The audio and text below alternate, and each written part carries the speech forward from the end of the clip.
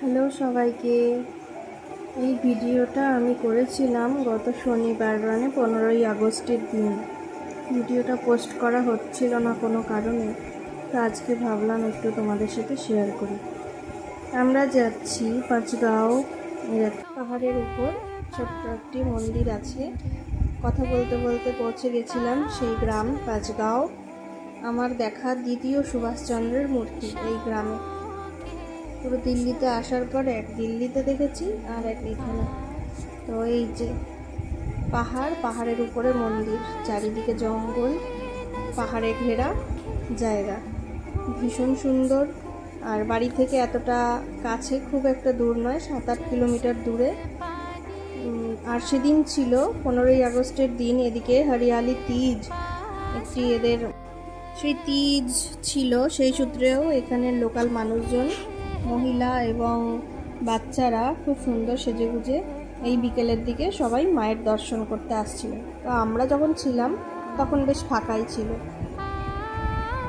আমরা উঠে গিয়েছিলাম কয়েকটি সিঁড়ি পেরিয়ে উপরের দিকে ছোট্ট মন্দিরটা। আর চারিদিকে শুধু গাছ, পাহাড়ের ওই কোনায় নিচেই আছে অ্যামিটি ইউনিভার্সিটি। ভীষণ সুন্দর একটি পরিবেশ। যখন চার দেওয়ালের মাঝে থাকতে থাকতে চোখ হাঁপিয়ে ওঠে, তখন একটু প্রাণ খুঁজে পাওয়ার জন্য এরকম সবুজ জায়গায় চলে যেতে হয়। আর সেটা যদি নিজের ঘরের কাছে হয় তখন অজুহাত খুঁজতে হয়। সত্যি কথাই, মানুষ বলে না, ঘরের কাছে থেকে যেতে পারি না। বাড়িতে থাকলে মায়াপুর আমরা বছরেও যাই না, 1 বছরেও আমরা যেতে পারি না, কিন্তু কত দূর দূর থেকে মানুষজন আসে দর্শন করতে। এখানেও সেই তাই হয়েছে, ঘরের কাছেই।